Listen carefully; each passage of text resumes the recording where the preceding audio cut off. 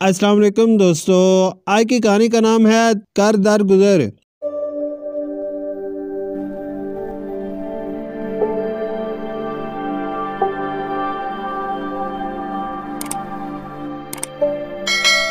پیارے بچوں، ایک دفعہ کا ذکر ہے کہ کسی گاؤں میں ایک بزرگ عورت اپنے خاندان کے ہمراہ رہتی تھی۔ گاؤں میں وہ رحمت بی بی کے نام سے مشہور تھی۔ رحمت بی بی نے اپنی پوری زندگی خدمت خلق کے لیے وقف کر دی تھی۔ ان کا ماننا تھا کہ زندگی وہ جو انسانوں کے کام آئے۔ وہ صوم و صلات کی پابند تھی۔ ان کے گھر میں ہر وقت لوگوں کی آمد و رفت رہتی تھی، جس کی وجہ سے ان کے گھر میں چہل پہل رہتی۔ گاؤں کے عورتیں اپنے مسائل کے حل کے لیے رحمت بی بی کے گھر کے چکر لگاتی نہ تھکتی تھیں۔ چلچلاتی دھوپ تھی، دوپہر کا وقت تھا۔ رحمت بی بی ظہر کی نماز ادا کر کے فارغ ہوئی تھی کہ ایک عورت روتی ہوئی آپ کے پاس آئی اور آتے ساتھ ہی اپنے سسرال والوں کے خلاف آگ برسانے لگی۔ کہنے لگی کہ اس کے سسرال والے اس سے پورا دن کام لیتے ہیں اور 2 وقت کی روٹی بھی باتیں سنا کر اور احسان جتا کر دیتے ہیں، اور اگر کسی وجہ سے کام پورا نہ ہو سکے تو لڑائی شروع کر دیتے ہیں۔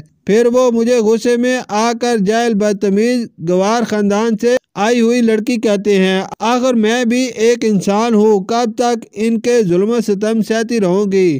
بے زبان تو نہیں ہوں کہ لوگوں کی غلط باتیں برداشت کرتی رہوں۔ یہ سب سن کر رحمت بی بی نے اندازہ لگا لیا کہ ایک شیر ہے تو دوسرا سوا شیر۔ رحمت بی بی نے اس عورت سے نرمی سے پوچھا کہ جب تمہارے سسرال والے تم سے بے وجہ لڑتے ہیں تو تمہارا کیا رد عمل ہوتا ہے؟ کیا تم ان کو اسی طرح لڑ کر جواب دیتی ہو، زبان چلاتی ہو، یا پھر خاموش رہتی ہو؟ یہ سننا تھا کہ عورت نادم سی ہو گئی۔ اب وہ پکڑ میں تھی۔ بچے برا کہنا آسان ہے، برائی کا برائی سے جواب دینا بھی برائی ہے۔ مزہ تو تب ہے جب برائی ہو اور کرنے والا یا والی بھی اپنا ہی ہو تو ایک نے تو شکست کھانی ہے۔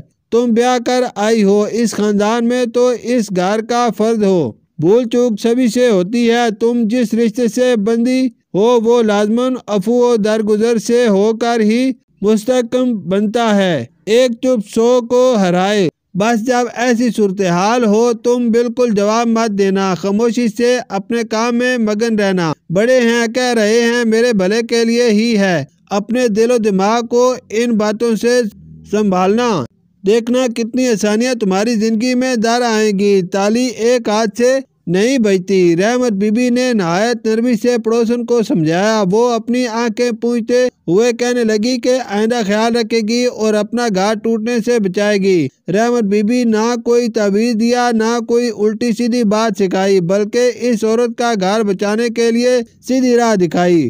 کچھ دن بعد وہ عورت مسکراتی ہوئی آئی اور رحمت بی بی کو بتایا کہ اس کی بتائی ہوئی ترکیب پر عمل کر کے اس کا گھرانہ آسودگی کی آماجگاہ بن گیا ہے۔ رحمت بی بی بھی مسکرا دی اور اپنی بہو کو آواز دے کر کہا کہ چائے بنا دو۔ شکریہ۔